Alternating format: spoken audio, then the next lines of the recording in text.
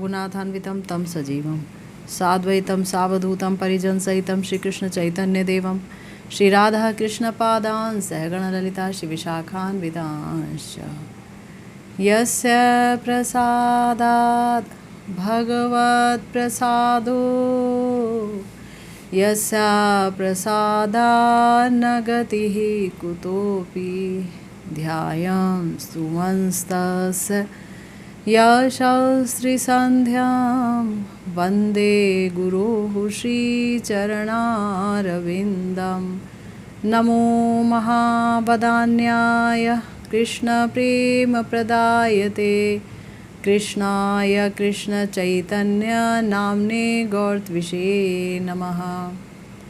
हे कृष्णा करुणा सिन्धो दीनबन्धो जगत्पते गोपेश गोपिकान्त राधाकान्त नमोऽस्तुते तप्तकाञ्चन गौराङ्गी राधे वृन्दावनेश्वरी वृषभानुसुते देवी त्वं नमामि हरिप्रिये।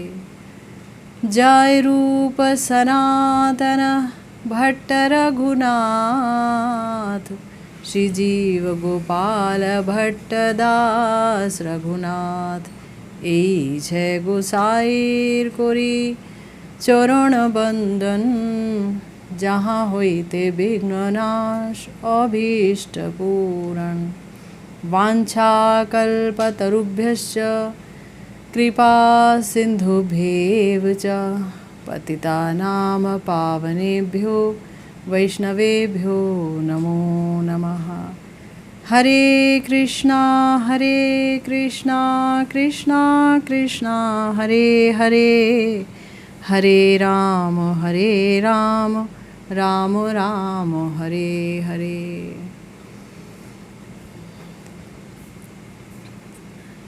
हम सब श्री नरोत्तम दास ठाकुर महाशय की प्रार्थनाओं पर चर्चा करते चले आ रहे हैं, जहाँ श्री नरोत्तम दास ठाकुर महाशय श्री वृंदावन वास की लालसा को अभिव्यक्त कर रहे हैं अनेक अनेक प्रार्थनाओं में।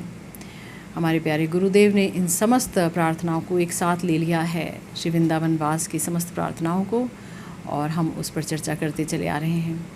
पिछली दफ़ा बड़ी ही सुंदर प्रार्थना पर हम चर्चा कर रहे थे।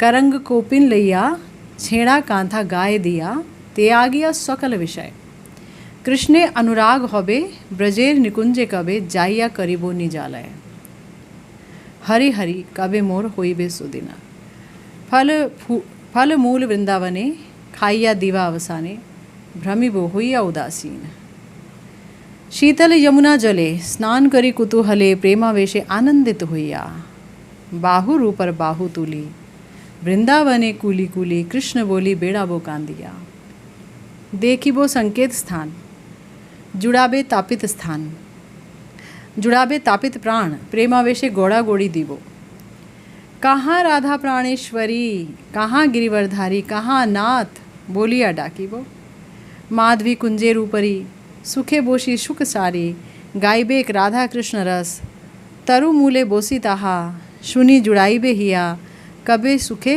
गवाबो दिवस श्री गोविंद गोपीनाथ श्रीमती राधिका साथ देखिबो रतन सिंहासने दीन नरोत्तम दास करिए दुर्लभ आस एवमती होइबे कतो दिने। तो हम सुनते चले आए हैं श्री नरोत्तम दास ठाकुर महाशय कह रहे हैं कि समस्त विषयों को त्याग करके कब मैं दीनहीन एक जो है साधु बन करके, जहाँ पर फटा पुराना कपड़ा ये सब पहन करके, एक छेड़ा कांथा पहन करके और कृष्ण के अनुराग से युक्त होकर, ये बहुत इम्पॉर्टेंट बात है, कृष्ण अनुराग से युक्त होकर तब मैं कब ब्रज निकुंज को अपना आलय अपना घर बना दूंगा।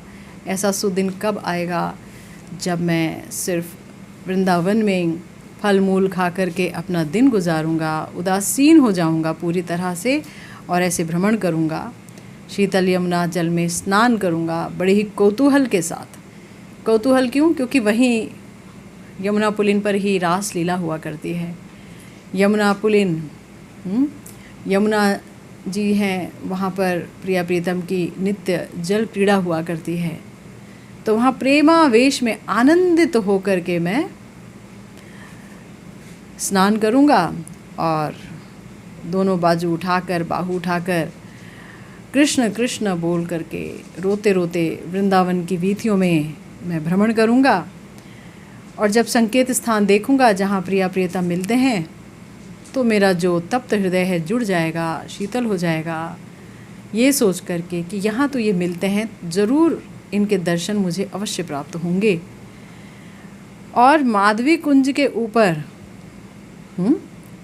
जहाँ सुख सारी सुख से बैठकर राधा कृष्ण रस गुणगान गाते हैं, वहाँ उस पेड़ के नीचे बैठ करके उनके सुख सारी की कलह, प्रणय कलह सुन करके, प्रिया प्रियतम की रस कथा सुन करके मेरा जो कान है वो शीतल होगा, है ना।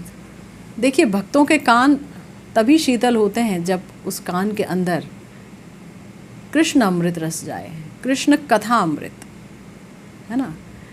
कृष्ण का नाम अमृत है, रूप अमृत है, गुण अमृत है, लीला अमृत है, सब कुछ अमृत है। लेकिन उनकी जो कथाएं हैं उनमें सब कुछ है। तो वो जब कथा अमृत रस का पान ये कान करेंगे तो पूरी तरह से मुझे शीतलता प्राप्त होगी। श्री गोविंद गोपीनाथ को मैं देखूंगा श्री राधिका के साथ रत्न सिंहासन पर, ऐसा कब होगा? क्योंकि हमारे जो प्राण प्रियतम और प्राणेश्वरी हैं, ये कभी भी श्री वृंदावन धाम को छोड़ करके कहीं नहीं जाते। हमने अपने प्यारे गुरुदेव की सुधा कर्णिका व्याख्या का आस्वादन किया है और आगे जहाँ पर हमने पिछली दफ़ा छोड़ा था इस व्याख्या को करना आगे ही लेते हैं। बता रहे हैं कि वृंदावन वास में भाव चेष्टाओं का मनोरथ व्यक्त कर रहे हैं श्री नरोत्तम दास ठाकुर महाशय। शीतल जमुना जले से प्रारंभ करके एमति होइबे कतो दिने तक, कि श्री वृंदावन में यमुना जी के निर्मल सुशीतल जल में स्नान कर मेरा वासना पंकिल चित्त निर्मल और प्रेम स्निग्ध कब होगा। जिस भगवान का नाम लेने से व्यक्ति 3 गुणों से ऊपर हो जाता है और ये जो संसार के 3 गुण हैं उसे स्पर्श नहीं कर पाते हैं मात्र नाम लेने से ही। नाम और नामी हालांकि एक ही है। तो ऐसे प्रिया प्रियतम जब प्रतिदिन यमुना जल में जल केली करते हैं और विभिन्न प्रकार की क्रीड़ाएं करते हैं और साक्षात उनकी श्री विग्रह की कस्तूरी, अगुरु, चंदन, कुमकुम धुल करके वहाँ बहता है और प्रिया जी के मादनाख्या महाभाव जो प्रियतम के साथ मिलन के समय जो प्रकटित होता है, उससे सिक्त है जमुना जी का जल। तो ऐसे जल का जब स्पर्श होगा तो बहुत स्पष्ट है कि वासनाओं से पंकिल, वासना रूपी कीचड़ में सना हुआ हमारा चित्त तुरंत साफ होने लगेगा, है ना। क्योंकि साक्षात उस जल का स्पर्श होगा जो प्रिया प्रियतम से स्पर्शित है, जमुना जी का जल। और ना केवल ये कि वासनाएं समाप्त होंगी, क्योंकि वासनाएं समाप्त होती हैं तो देह में मैं बुद्धि भी समाप्त हो जाती है। क्योंकि ये जो वासनाएं हैं अगर रह जाती हैं तो देह में मैं बुद्धि ये बहुत सख्त होती चली जाती है, बहुत ज़्यादा सख्त हो जाती है, बांधने लग जाती है। और संसार का मतलब ही यही है, देह में मैं बुद्धि, कि मैं ये देह हूँ, यही है संसार। इसके अलावा संसार और कुछ नहीं है। यहीं से शुरू होता है संसार का सारा चक्र। तो ये जो वासनाएं हैं ये समाप्त होने लगेंगी। कुछ पाने की, इंद्रियों के सुख की, कुछ करने की, कुछ कर गुजरने की, अपना नाम करने की, लाभ पूजा प्रतिष्ठा हासिल करने की सारी वासनाएं समाप्त होने लगेंगी, धुल जाएंगी। तो वासना पंकिल चित्त क्या हो जाएगा? निर्मल, मल रहित चित्त जो है निर्मल हो जाएगा। तो चित्त को निर्मल करने के लिए हमारे प्यारे श्रीमन महाप्रभु ने एक बड़ा प्यारा साधन बताया है। वो क्या है? चेतो दर्पण मार्जनम भव महादावाग्नि निर्वापणम श्रेया कैरव चंद्रिका विदरणम विद्यावधु जीवनम। क्या है वो? हरि नाम संकीर्तन, कृष्ण नाम संकीर्तन, श्री कृष्ण का नाम का जाप, कीर्तन। इससे चित्त का जो दर्पण है वो साफ होने लगता है ना। तो यहाँ पर गुरुदेव एक और साधन बता रहे हैं कि नहीं, यमुना जी के सुशीतल जल में कोई स्नान करेगा तो वहाँ से भी वासना पंकिल चित्त साफ होने लगेगा। तो दोनों ही चीज़ आवश्यक है। हरि नाम बहुत आवश्यक है, और जो लोग यमुना जी तक नहीं पहुँच पाते वो लोग तो हरि नाम के सहारे अपनी वासनाओं से मुक्ति पाते ही हैं, और जो यहाँ तक पहुँच जाते हैं वो यमुना जल में स्नान भी करते हैं, क्योंकि इससे हृदय चित्त प्रेम से भीगने लगता है, प्रेम से स्निग्ध होने लगता है, प्रेम से लिप्त हो जाता है ना। देखिए, चित्त से अगर सारी वासनाएं चली जाएं, सारी वासनाएं चली जाएं, कोई वासना रहे ही नहीं, तो ऐसे चित्त को हम कहेंगे पथरीला चित्त, क्योंकि वहाँ कोई वासना ही नहीं है भाई, है ना। नेति नेति करते करते शुष्कता आ गई, कोई रस नहीं है, कोई रस को प्राप्त करने का लालच भी नहीं है, कोई लुब्धता भी नहीं है, नेति नेति करते रहते हैं हम। तो ये जो वासना है अगर रह गई शरीर में और शारीरिक में तो संसार के बंधन को पुष्ट कर देगी, और अगर इस वासना का रूप बदल गया और प्रिया प्रियतम की सेवा की वासना में ये वासना परिवर्तित हो गई तो संसार से मुक्त कर देगी और प्रिया प्रियतम के माधुर्य का आस्वादन करा देगी, उनकी चरण सेवा प्राप्त करा देगी, है ना। संसार बंधन कट जाएगा आनुषंगिक रूप से। तो यहाँ पर बताया गया कि ये जो चित्त है ना केवल वासनाओं से विहीन हो जाता है, सांसारिक वासनाओं से, अपितु प्रेम से स्निग्ध हो जाता है, यानी प्रेममयी सेवा करने की वासना जागने लगती है। और इसी वासना की प्रतीक्षा होती है एक भक्त को कि इस हृदय में ज़बरदस्ती की ये वासना ना हो, ये स्वाभाविक रूप से उठे ये वासना कि मुझे आपकी प्रेममयी सेवा करनी है, मुझे आपकी सेवा चाहिए, सेवा, है ना।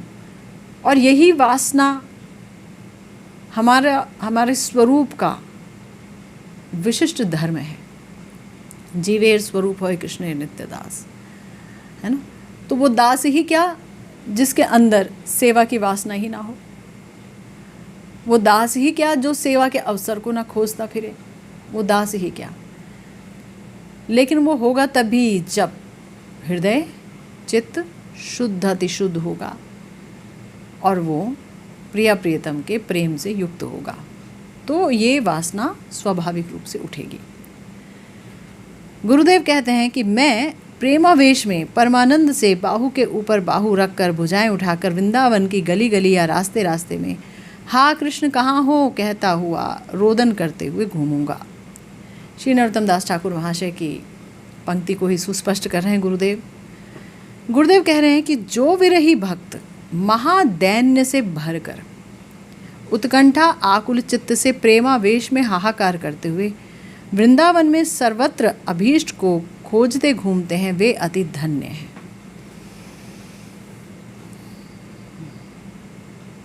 तो यहाँ तो बहुत बड़ी क्वालिफिकेशन कह दी गई है, बहुत बड़ी योग्यता का वर्णन किया गया है यहाँ पर, बहुत बड़ी योग्यता है।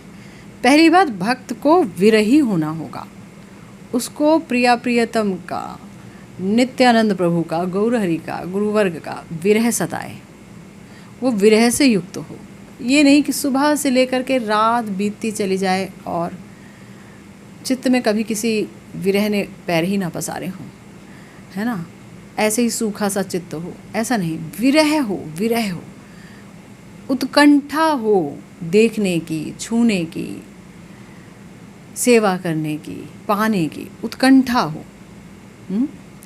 तो विरही भक्त महादैन्य से भरकर, महादैन्य से भरकर, दैन्य भी नहीं, गुरुदेव ने तो शब्द का इस्तेमाल देखिए क्या किया, महादैन्य, दैन्य नहीं, महादैन्य, महादैन्य।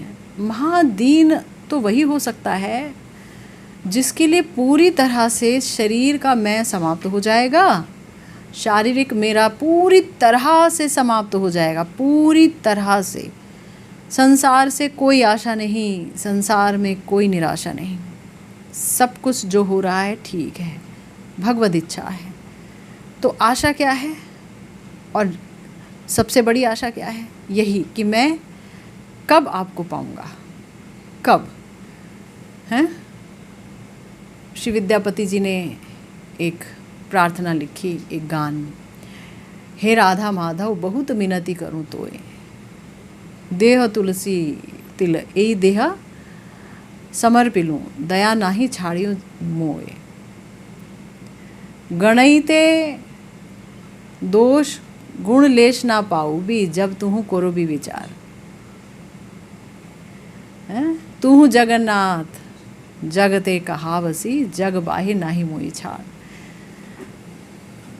तो बड़ी सुंदर प्रार्थना है। यह है महादैन्य से भरी प्रार्थना। गणईते दोष गुण लेश ना पाओ भी, कि मैं तो दोषों का आकर हूँ और आप गुणों के सागर हो। मैं दोषों का आकर हूँ, दोषों का खान हूँ, और आप गुणों के सागर हो। आप मुझ में गुण ढूंढने चलोगे ये कह के कि भाई तुम कह रहे हो कि मैं तुम्हें हमेशा अपने चरणों में रखूं, तो कौन से गुण के कारण रखूं, कोई गुण होगा तब तो अपनाऊं।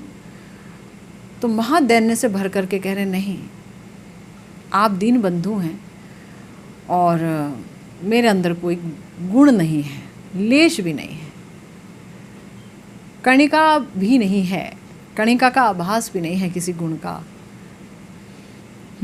गणईते दोष, लेश भी गुण नहीं है। फिर लेकिन आप तो जगत के नाथ हैं ना, और मैं आपके जगत के बाहर तो नहीं हूँ। जगत के नाथ हैं, मैं आपके जगत के बाहर नहीं हूँ। तो सब पर कृपा हो जाए और मुझ पर ही ना हो। प्रभु ऐसा ना करो। आप तो समदृष्टा हो, आप तो समदर्शी हो, सबको समान रूप से देखते हो, समान नज़रों से देखते हो प्रभु। तो अगर मेरे अंदर महादोष भी हैं तो उन्हें मत देखो। प्रभु मोरे अवगुण चित्त न धरो, सूरदास जी बोले, समदर्शी है नाम तिहारो। तो प्रभु मेरे अवगुण चित्त न धरो। कितने तो मतलब कितने जन्म बीत गए तुम्हें भूले हुए, अब ऐसा एक भी जन्म ना हो। बोल रहे हैं कि कीट का जन्म हो, चाहे पक्षी का जन्म हो, चाहे मनुष्य का जन्म हो, पशु का जन्म हो, कोई जन्म दो प्रभु। करम विपाके गतागति पुनः पुनः, मति रहु तू अप्रसंग। मेरे कर्म दोष के कारण ना जाने कितनी बार मैं आया, कितनी बार मैं गया, कितनी बार आया, कितनी बार गया, तुम्हें भूला रहा। मैं नहीं कहता प्रभु कि तुम मुझे अपने चरणों की सेवा में तुरंत ले लो। जब मेरे अंदर कोई गुण ही नहीं है तो कैसे कह दूं। लेकिन एक कृपा तो कर ही सकते हो कि मैं किसी भी योनि में क्यों ना जाऊं, मगर हे प्रभु आपको कभी ना भूलूं। हे राधा माधव आपको कभी ना भूलूं। इस जन्म में भी बहुत उम्र गुजर गई तब पता चला आपके बारे में। अब फिर से कभी कोई जन्म दो तो फिर ऐसे ना भटकूं, शुरुआत से ही आपका नाम, आपका रूप, आपके गुण, इसकी तरफ प्रलुब्ध रहूं, दौड़ता रहूं आपकी तरफ। तो ये है महादैन्य।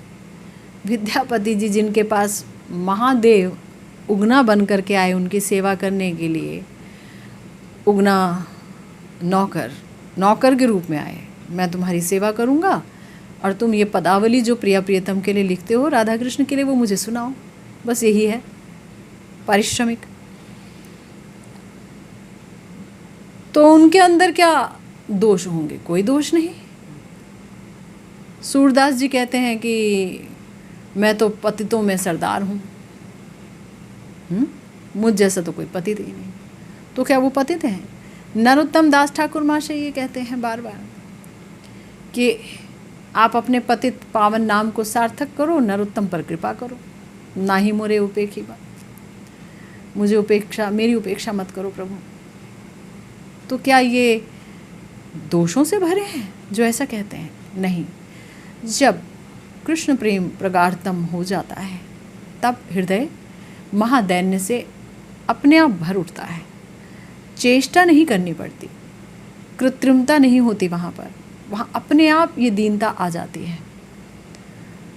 तो महादैन्य शब्द का इस्तेमाल किया है हमारे प्यारे गुरुदेव ने। उन्होंने कहा कि महादैन्य से भरकर उत्कंठा आकुल चित्त उत्कंठा से व्याकुल हो जाए, श्री राधा माधव को देखने की उत्कंठा से, उनके चरण नूपुर सुनने की उत्कंठा से। हा वृंदावनेश्वरी तुम्हार चरणेर नूपुर ध्वनि सुनबो की श्रुति भोरी। कब सुनूंगा मैं, कब सुनूंगा। महादीनता से भरकर, महा उत्कंठा से भर करके सिद्ध कृष्णदास बाबा जी बोले। हमारे नरोत्तम दास ठाकुर महाशय और हमारे रूप जी, हमारे प्यारे रघुनाथ जी अपने समस्त स्तवावली, स्तवमाला, विलाप कुसुमांजलि सब जगह परम उत्कंठा से भर करके प्रिया जी के चरणों में प्रार्थनाएं व्यक्त कर रहे हैं, है ना। कहाँ हो, कहाँ हो, कहाँ हो, कहाँ हो। तो प्रेमावेश में हाहाकार करते हुए, दिखाने वाला हाहाकार नहीं, प्रेमावेश में हाहाकार करते हुए, वो हाहाकार कई लोगों का अभिव्यक्त भी हो जाता है। और जैसे हमारे रूप गोस्वामी जी थे, उनका हाहाकार अभिव्यक्त ही नहीं होता था। वो तो सन्न मार के बैठते थे लेकिन अंदर पूरा तपने लगते थे, विरह से जलने लगते थे। ऐसे जलते थे कि वर्णन आता है कि जो उनके आगे कोई श्रोता बैठा होता था तो उसके फफोले पड़ जाते थे पीठ पे। इतना भयंकर। और हो क्यों ना, आखिर रूप मंजरी अपने प्रिया जी से विरह को महसूस कर रही हैं। रूप मंजरी जी स्वामिनी की सबसे प्यारी मंजरी, रूप मंजरी, सबसे निकट, जो स्वामिनी को पूरी तरह से समझती हैं।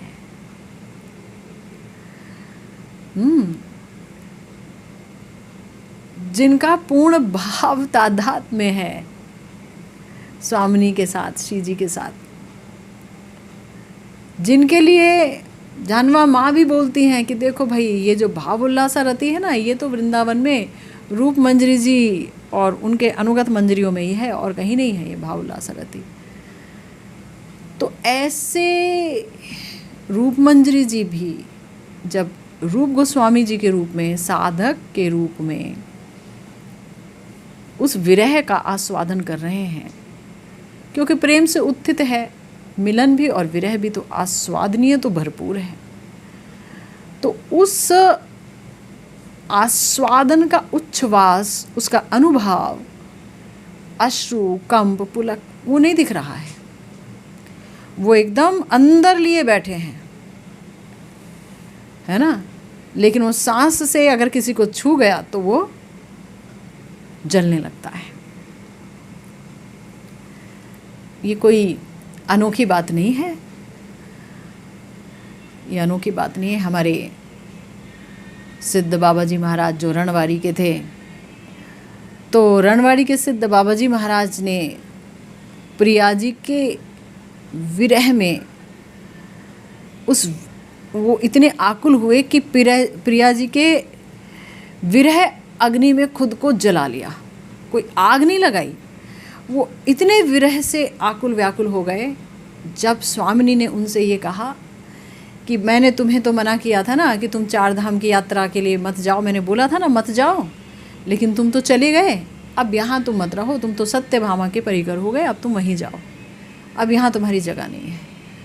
तो ये सुन कर के उनको जो विरह सताया, तो उस विरह की अग्नि में उन्होंने खुद को जला लिया, वो जल गए।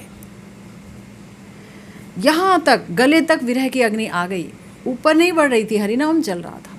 जगन्नाथ बाबा ने देखा, जगन्नाथ जी ने, तो बाबा ने क्या किया, उन्होंने रुई का एक फाहा यहाँ रख दिया जला के कि ये पूरा जल जाए, नहीं तो बहुत कष्ट हो रहा है उनको। तो विरह अग्नि प्रिया प्रियतम के बिछोह में क्या होती है।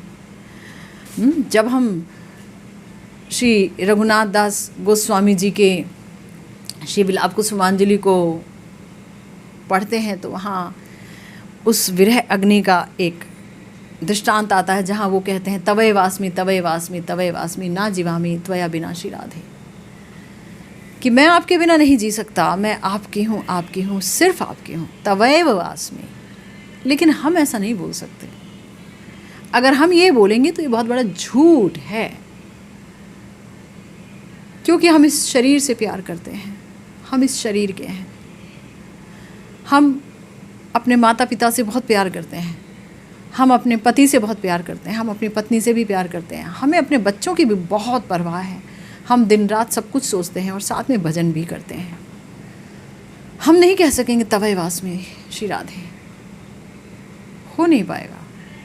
हम चाहे कितना भी कहें कि हम कर्तव्य को कर रहे हैं, लेकिन कहीं ना कहीं से एक प्यार या मोह कह लीजिए, कुछ भी कह लीजिए, आ ही जाता है। जिसके साथ हमेशा रहते हैं, जिससे बातचीत करते हैं, आ ही जाता है ना। रघुनाथ दास गोस्वामी जी तो सब छोड़ करके राधा कुंड के तट पर पड़े हुए विलाप कर रहे हैं तवय वास्मि हाँ श्री राधे। रूप जी, सनातन जी तो एक साथ रह भी नहीं रहे, अलग अलग रह करके भजन कर रहे हैं, सब छोड़ छाड़ करके। छोड़ना है ये नहीं कह रही हूँ, एक बात है वो कह रही हूँ कि एकांतिक भक्त जो है वो कैसा होता है ना। छोड़ने की बात नहीं हो रही है। मोह के पाश को काट पाना अगर किसी के लिए संभव है तो बहुत ही अच्छा है ना। इसीलिए कहा गया कि विरही भक्त महादैन्य से भरकर उत्कंठा आकुल चित्त से प्रेमावेश में हाहाकार करते हुए वृंदावन में सर्वत्र अभीष्ट को खोजते घूमते रहते हैं। सर्वत्र वृंदावन में, सर्वत्र, कहाँ हो कहाँ हो कहाँ हो। कालिंदी के तट पर हो, श्री गिरिराज जी में हो, राधा कुंड पर हो, कहाँ पर हो प्रिया प्रियतम, कुछ तो संकेत दो। तुम्हारे विरह में ये विरहिणी तुम्हारी दासी कैसे जी पाएगी। कुछ तो स्वप्न में आओ, चाहे जागृत दशा में कुछ तो संकेत दो, स्फूर्ति में आओ, कहीं तो देखूं तुम्हें, कहीं तो महसूस करूं कि तुम भी मुझे सुन रही हो, है ना। तो ऐसा प्रेमावेश होता है। गुरुदेव कहते हैं ऐसे व्यक्ति अति धन्य हैं। और गुरुदेव ने अपनी बात के साक्ष्य के रूप में श्री प्रबोधानंद सरस्वती पाद जी की श्री वृंदावन महिमामृतम में कुछ श्लोक बताए, कुछ श्लोक उन्होंने उद्धृत किए। इसे पढ़ते हैं। क्रंदन्नार्थ स्वरेण क्षितिषु परिलुठन समनमन प्राणबंधु कुर्वन्दन्ते तृणान्यादधनु करुणा दृष्टये काकुकोटिः तिष्ठन्नेकान्त वृंदा विपिन्तरुतले सव्यपाणो कपोलं न्यस्याशृण्येव मुञ्चन्यति दिन निशाम को हपि धन्यो हत्यनन्यः मुञ्चन शोकाश्रुधारां सततमरुचिमान् ग्रासमात्रा ग्रहे हपि क्षिप्तो बद्धो हतो वा गिरिवद विचलः सर्व संगैर विमुक्तः निष्किंचन्यैक काष्ठाम गत उरुतरयोत कंठया चिंतयन श्री राधा कृष्णांग्री पंकेरुह दल सुषमाम कोहपि वृंदावने हस्ति। बहुत सुंदर बात कह रहे हैं कि देखिए वृंदावन में कैसे लोग उस समय वास करते थे और आज भी करते हैं, जो कि छुपे रहते हैं। यूं भी जो एकांतिक भक्त है वो खुलेआम तो रोता नहीं है ना प्रिया प्रियतम के लिए, तो एकांत में ही रोता है। तो आर्त कंठ से आरती उत्कंठा के साथ रोदन करते करते, धरती पर लोटपोट करते करते, प्राण बंधु को दंडवत प्रणाम करते हुए, दांतों में तृण दबाकर, कृपा कटाक्षपात के लिए कोटि कोटि काकुवाद के साथ, कोटि कोटि विज्ञप्तियाँ, कोटि कोटि प्रार्थनाएं के साथ वृंदावन के वृक्षों के नीचे निर्जन में वास कर, कहाँ वास हो रहा है? वृंदावन के वृक्षों के नीचे निर्जन में वास कर, हथेली पर कपोल रखे, शोकाश्रु बहाते दिन रात बिताते हैं, शोकाश्रु बहाते दिन रात बिताते हैं। ऐसे अनन्य धन्य कोई महापुरुष भी वहाँ हैं। प्रिया प्रियतम तो हैं ही, पर उनके ऐसे भक्त भी वहाँ पर हैं। क्या करते हैं वो? निरंतर शोकाश्रुपात, ग्रास मात्र आहार में भी अरुचि कि कुछ खा लें, अरुचि, उन्मत्त, बद्ध, हत अथवा पर्वत की तरह अविचल होकर, सभी का संग त्याग कर, परम निष्किंचन व्रत लिए अत्यंत उत्कंठा के साथ श्री राधा कृष्ण के चरण कमलों की सुषमा का चिंतन करते हैं। ऐसे भाग्यवान पुरुष भी वृंदावन में विराज रहे हैं। तो वृंदावन है ऐसे भक्तों की भूमि, ऐसे भक्तों को आत्मसात किए हुए है श्री वृंदावन धाम। आज जबकि कोरोना फैल रहा है, सब लोग कहते हैं मुंह पे मास्क लगा के चलो। क्यों जी? क्योंकि हवाओं में कोरोना आ गया है, हवाओं में कोरोना के कीटाणु आ गए हैं, कहीं भी पकड़ लेगा। लेकिन हजारों साल से यहाँ पर भक्त आकर रहते हैं, भगवान की लीला हुई है। भक्त रहते हैं, विभिन्न संप्रदायों के भक्त यहीं पर आते हैं, दूर दूर से यहीं आकर के निवास करते हैं, यहीं उनका ठौर है, यहीं उनके प्राण शीतल होते हैं प्रिया प्रियतम के इस धरा पर आकर के, इस लीला भूमि पर आकर के। चाहे वो श्रीमन महाप्रभु से पहले जयदेव गोस्वामी जी हों, चाहे वो बाद के कितने ही परिकर हों, पहले के कितने ही परिकर हों, कितने कितने कितने क्या नाम लूं, कितने गिनाऊं, कोटि कोटि हैं भाई, कोटि कोटि। कईयों के तो नाम पता है, कई तो ऐसे हैं जिनका नाम नहीं पता। और सबके अश्रु, सबकी शोकाकुल उक्तियां, शोक से भरे हुए वचन, सबका क्रंदन, सबका हार आधे तुम कहाँ हो, सबकी ये राधा रस सुधानिधि लिखते वक्त प्रबोधानंद सरस्वती पाद जी की कितनी आकुलता, कितनी व्याकुलता, कितनी उत्कंठा और वो क्रंदन, और कितनी बार उन श्लोकों को लिखना, पढ़ना, बोलना, रोना। क्या ये सब हवाओं में नहीं घूम रहा? एक वायरस घूम रहा है तो ये सब क्या चले गए? क्योंकि शब्द जो है, शब्द का आश्रय स्थल आकाश है, वायुमंडल है। अगर कोई व्यक्ति वैक्यूम में बैठ करके कुछ बोलेगा तो दूसरे को सुनाई नहीं देगा, वो सुनाई ही देगा हवाओं के सहारे। आकाश के सहारे सुनाई देगा। तो वो तो प्रिया प्रियतम को सुनाने के लिए हाहाकार कर रहे हैं। अनंत भक्त, अनंत गोस्वामी, गौड़ीय संप्रदाय के, अन्य संप्रदायों के सब रोए हैं, सब रोते हैं, सब के सब। जो प्यार करता है वो चाहता है अपने अभीष्ट को पाना, वो रोएगा ही, वो तड़पेगा ही। जैसे जल के बिना मछली तड़पती है वैसे ही वो तड़पेगा उनके लिए। तो ऐसे दिव्य वृंदावन धाम में आश्रय लेने को इसीलिए कहा जाता है कि उनकी प्रार्थनाएं आज भी इस वायुमंडल में है, हवाओं में है, अणु परमाणु बिखरे हुए हैं उनके चिंतन के। जो सजातीय व्यक्ति उनको मिलेगा वहाँ जाकर के ये चिंतन अपना प्रभाव डालेंगे।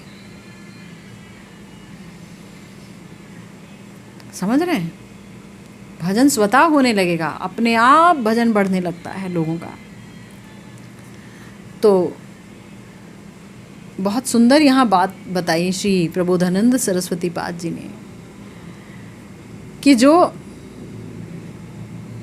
दांतों में तृण दबाकर आर्त कंठ से रोदन करते हुए धरती पर लोटपोट करते करते प्राण बंधु को दंडवत प्रणाम करते हुए कृपा कटाक्षपात के लिए कोटि कोटि काकुवाद कहते हैं, चाटु पुष्पांजलि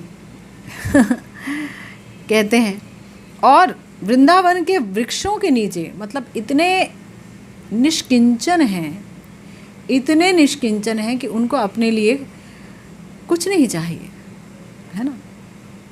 एक वृक्ष के नीचे दो रहते हैं, फिर दूसरे वृक्ष के नीचे रहते हैं दूसरी रात कि कहीं इस वृक्ष से ही मोह ना हो जाए, फिर तीसरे वृक्ष के नीचे रहते हैं। ऐसा हुआ करता था। आज तो वृक्ष ही ख़त्म हो गए हैं यहाँ पर धाम में, श्री वृंदावन धाम में बिल्डिंग्स बन गई हैं, अभी तो बहुत कम हो गए हैं, है ना। और स्त्री भक्तों के लिए तो ये उचित भी नहीं कि वो ये सोचे कि मैं एक वृक्ष के नीचे रहूँगी फिर दूसरे, उसके लिए उनके लिए तो एक भजन कुटीर की आवश्यकता है ना। बहरहाल कहा ये गया कि भक्तों की ये स्थिति होनी चाहिए कि निरंतर शोकाश्रुपात, कि जब तक खबर नहीं मिली भगवान की, प्रिया प्रियतम की, तब तक ग्रास मात्र आहार में भी अरुचि। हमारे प्यारे रघुनाथ दास गोस्वामी सिर्फ थोड़े से मट्ठे का पान करते थे, इतना सा, एक बार दिन भर में।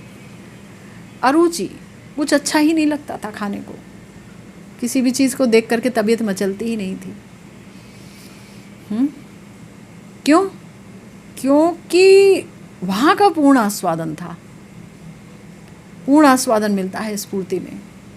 स्फुरण धारा जो है वो स्फुरण है, जो वो तैलवत चला जा रहा है, तैलवत, है ना, कहीं से भंग नहीं हुआ, ध्रुवानुस्मृति चली जा रही है। तो जहाँ इतना महानतम आस्वादन होगा, फिर वहाँ रोटी सब्जी दाल चावल और विभिन्न प्रकार के आहार में कहाँ कितनी रुचि होगी, ग्रास मात्र में रुचि रहेगी। उन्मत्त बद्ध हत पर्वत की तरह विचल होकर सबका संग त्याग कर। देखिए, जब हम भजन की शुरुआत करते हैं, कृष्ण भजन की शुरुआत, तो संग की बहुत आवश्यकता है शुरुआत में, है ना।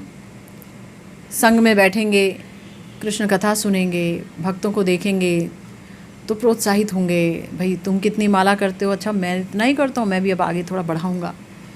अच्छा तुम हमेशा प्रसाद ही खाते हो, मैं भी प्रसाद ही खाऊँगा। अच्छा तुम वृंदावन भी जाते हो, मैं भी जाऊँगा। तो भक्ति उसकी शुरू हो जाती है अच्छे से। जिस समय साधन भक्ति भाव भक्ति के रूप में परिवर्तित होती है, तब धीरे धीरे संग छूटता है, ऐसा संग। तब उसकी भक्ति एक रस की स्थिति में चली जाती है, वात्सल्य रस, श्रृंगार रस, मंजरी भाव, जो भी अपना अपना भाव है, उसके अनुसार फिर उसे वही कथा अच्छी लगती है, दूसरी कथा नहीं। फिर उन कथाओं को श्रवण करते करते, भजन करते करते, फिर वो स्मरण में चला जाता है। और जब वो स्मरण में चला जाता है तो उसे स्मरण अच्छा लगता है। अब वो स्मरण करता है और अर्चन भी करता है, पर अर्चन कम, स्मरण अधिक हो जाता है। और इस स्मरण को पुष्ट करने वाली हर चीज़ करता है और निर्जन में रह करके बात करता है। जैसे कि सोचिए, इस दुनिया की तरफ अगर देखें, कोई किसी से प्यार करता है तो वो अपने प्यार को सबके सामने अभिव्यक्त नहीं करेगा अपने प्रेमी के प्रति, वो अकेलापन चाहता है। ऐसे ही एक भक्त अकेले में अपने प्रिया प्रियतम से, अपने गौरहरि से, अपने निताई चांद से बातें करता है, और क्या उसकी उस बात को कोई नहीं सुनता। मज़े की बात यह है कि अगर यहाँ पर हम दुनियावी प्यार करें किसी को, जो कि हमारे आचार्यों ने कहा कि भाई दुनिया में प्यार नहीं है, काम है, प्यार सिर्फ उस जगत में है है ना। यहाँ तो काम है, निज इंद्रिय सुख वासना है यहाँ पर, और वहाँ है कृष्ण इंद्रिय सुख वासना। तो दोनों में ज़मीन आसमान का फ़र्क है। तो भी अगर किसी को नया नया प्यार हो और वो उसके लिए कल्पनाएं करता रहे, उससे बातें करता रहे मन ही मन, तो वो जो बात है उसको, मतलब वो जो बात है उसका कोई मूल्य नहीं है। वो बात उसको हमेशा हमेशा और फंसाएगी, संसार में मोह के चक्र में फंसा देगी। लेकिन वो अकेले बैठा बैठा प्रिया जी से बातें करे, श्याम सुंदर से बातें करे, निताई चांद से बातें करे, गौरहरि से बातें करे, गुरुवर्ग से बातें करे, तो उसका भगवत प्रेम पुष्ट होता चला जाएगा। और मज़े की बात यह है कि भगवान विभू तत्व हैं, वो हमारे हृदय में बैठे रहते हैं और बाहर भी हैं और पास में भी खड़े होकर सुन रहे हैं, कौन जानता है, और सबके हृदय में भी है। तो उनसे बात करना जो है वो संसार से दूर ले जाएगा, और ये हाड़ मास के लोगों से काल्पनिक बात करना संसार चक्र में फेंक देगा।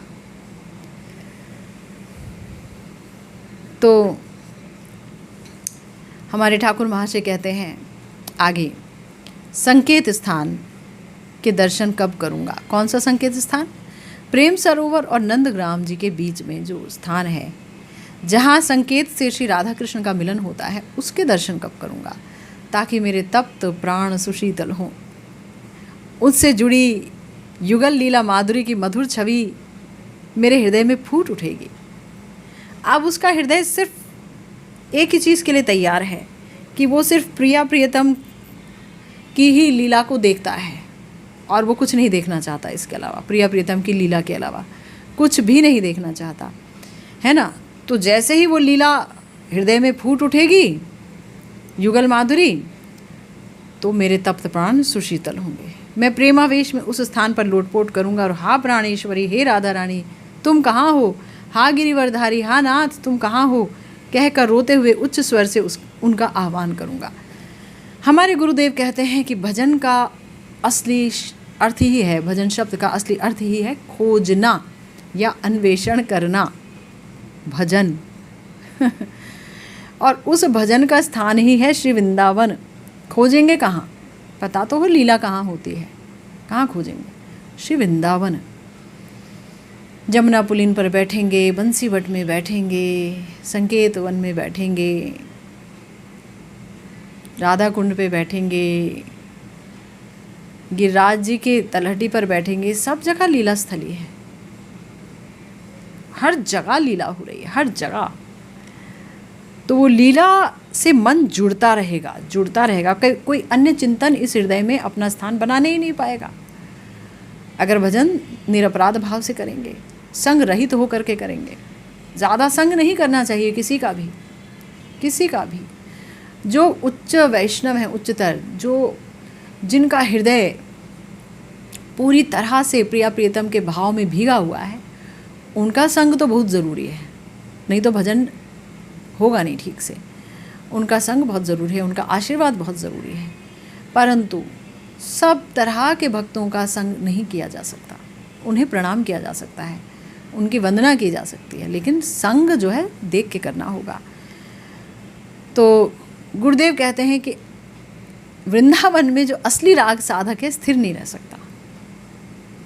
असली राग साधक स्थिर नहीं रह सकता, डोलेगा, उनकी लीला स्थलियों में घूमेगा, रोएगा, तड़पेगा। श्री वृंदावन धाम की सुषमा उसके हृदय में आलोड़न की सृष्टि करती है। वो रोता रोता ब्रज में सर्वत्र अपने प्राण प्रिय को खोजता घूमता है। उस वृंदावन में आकर भी मुझ जैसे जीव को बिंदु मात्र अनुभव नहीं, देह दैहिक आदि के लिए सतत व्यस्त, स्वरूप निद्रित।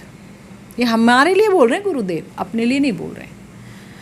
गुरुदेव ने कहा कि मुझ जैसे जीव को बिंदु मात्र अनुभव नहीं। अब देखिए, जिनकी भाषा हम सुनते चले आ रहे हैं कितने समय से, क्या भाषा है, गुरुदेव ने क्या लिखा है, तो बिना चिंतन के तो लिखा नहीं है।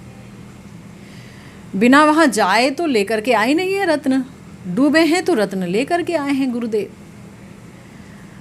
तो ये सब तो हास्यास्पद है। जब गुरुदेव ये कहते हैं तो लगता है हाँ गुरुदेव आप बहुत महादैन्य से भरे हैं। महाप्रेमी की निशानी महादीनता ही होती है ना, इसीलिए उनका देह दैहिक क्या। गुरुदेव कहते हैं स्वरूप निद्रित। ये बहुत इम्पोर्टेंट बात गुरुदेव ने हम सब के लिए बोल दी। हम सब ने भजन करना प्रारंभ किया, गुरुदेव का आश्रय लिया, दीक्षा ले ली। गुरुदेव ने एकादश भाव दे दिए, स्वरूप बता दिया और बोला इसी स्वरूप में बैठ के लीला कथा सुनो, इसी स्वरूप में बैठ के चिंतन करो, इसी स्वरूप में बैठ करके क्रंदन करो, इसी स्वरूप में बैठ के प्रिया जी को देखो, उनकी सेवा करो, इसी स्वरूप में बैठ के। अपनी बॉडी में बैठ के मत करो, स्वरूप में बैठ के करो। तो क्या होगा, तो वो स्वरूप जागृत होगा, पुष्ट होगा। मैं वही हूँ, मैं ये बॉडी नहीं हूँ, मैं वही हूँ। वो 12 साल की लड़की मैं हूँ जो ऐसी दिखती है, वही मैं हूँ और मैं कुछ नहीं हूँ, मैं शरीर नहीं हूँ।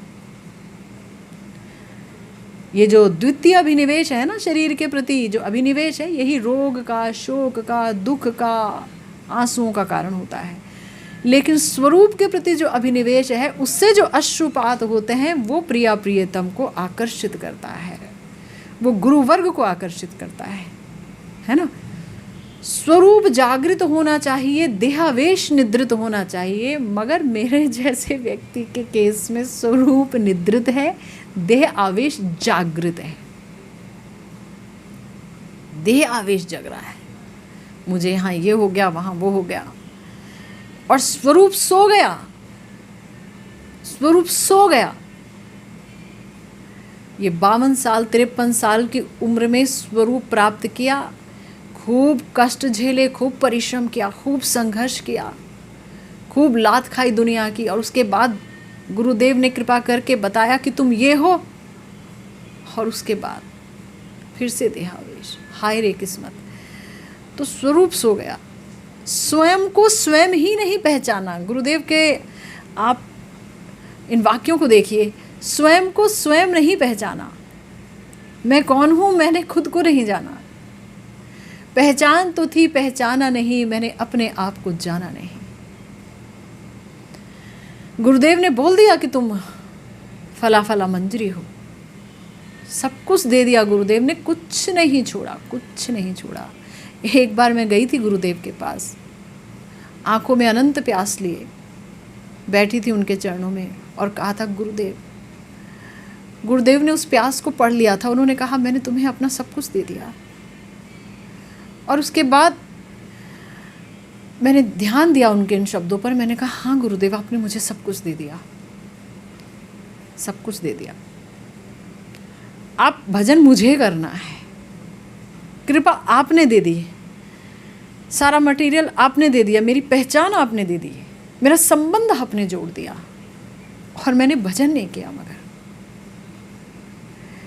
इससे बड़ा दोष और क्या हो सकता है बताओ। स्वरूप सो रहा है और देह आवेश जाग रहा है।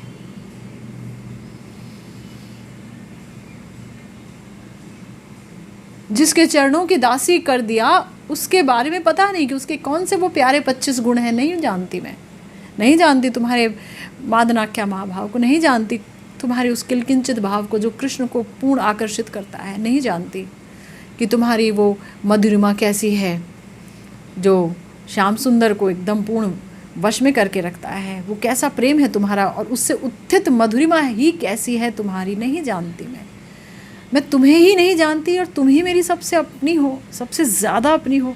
मैं तुम्हारी ही हूँ तवैवास्मि, लेकिन मैं नहीं जानती। कब जानूंगी, कब होगा? समय तो बीतता चला जा रहा है। बड़ी उत्कंठा होनी चाहिए मन में, पर देह आवेश को लेकर उत्कंठा है। गुरुदेव कहते हैं कि अभीष्ट को लेकर अभाव जगेगा कैसे? अपराध से अनुभव का पथ रुद्ध हो गया है।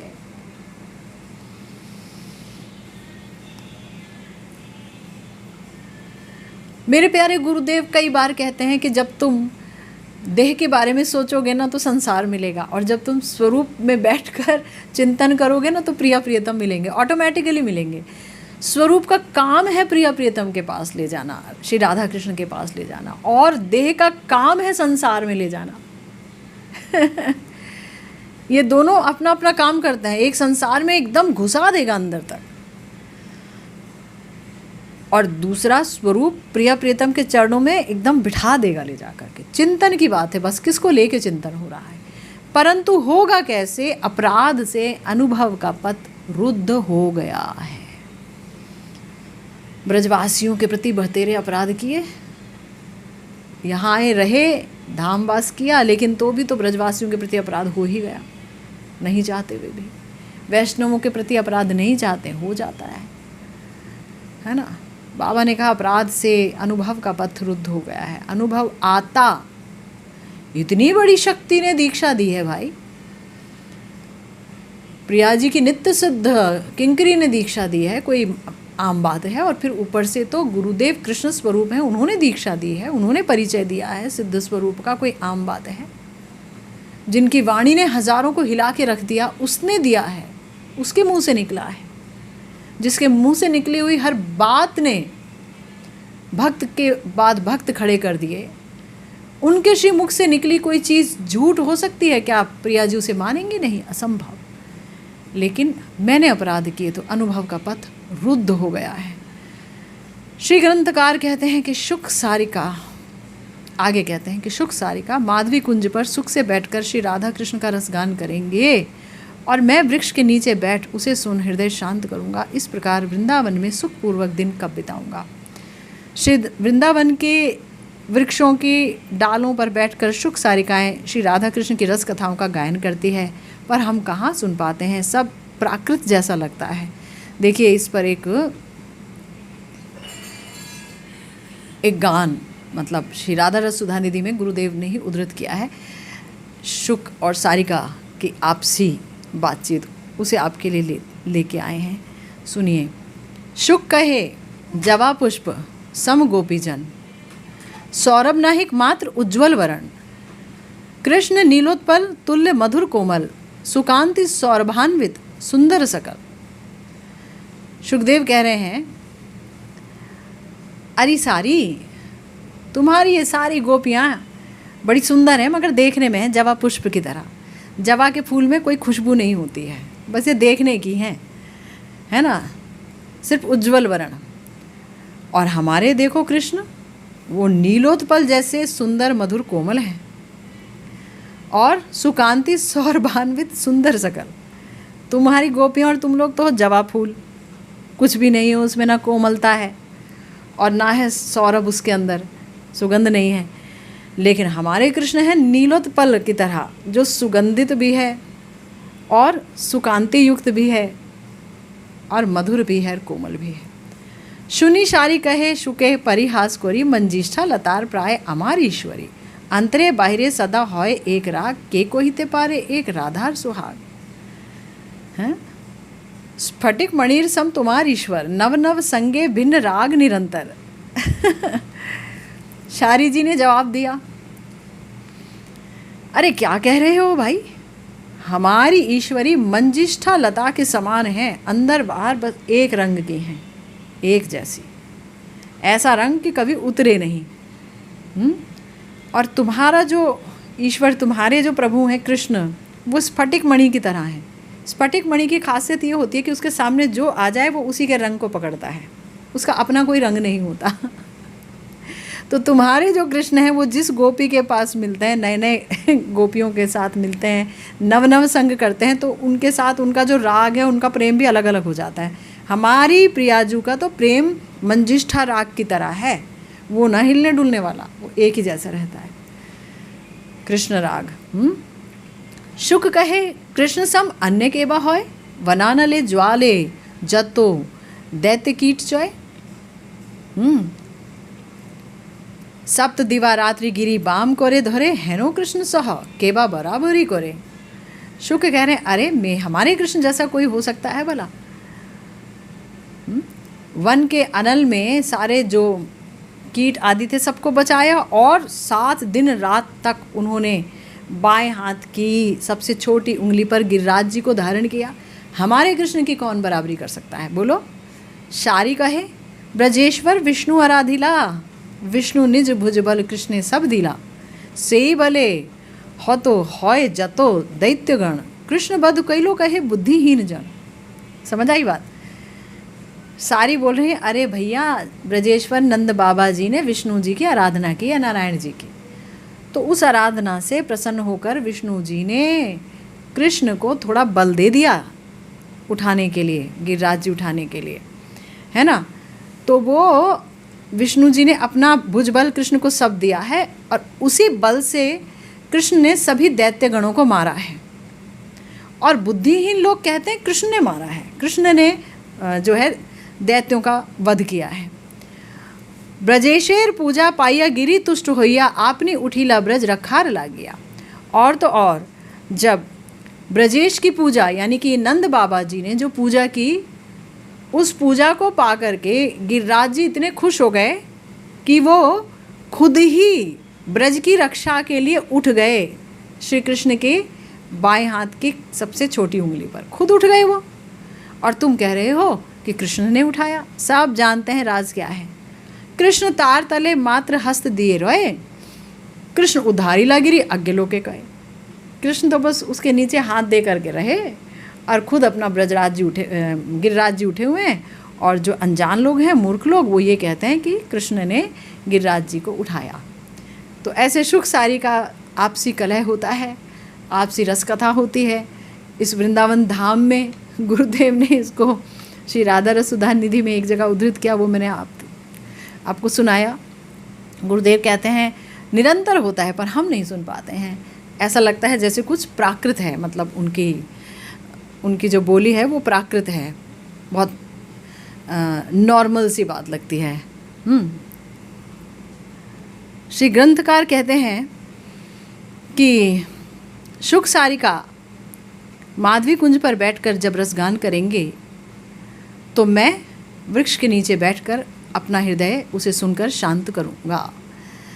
श्री वृंदावन महिमामृतम में श्री प्रबोधानंद सरस्वती पाद जी कहते हैं, राधा कृष्ण रह कथानु वदना दाश्चर्य माधुर्य वद ध्वाने श्री शुक शारिका व्यति करे रानंद सर्वस्वदम कर्णाकर्षि कुहुरिति कलाला पैर्वृतम कोकिलेर नृत्यन मत्त मयूर मन्य विहगय चानंद कोलाहलम।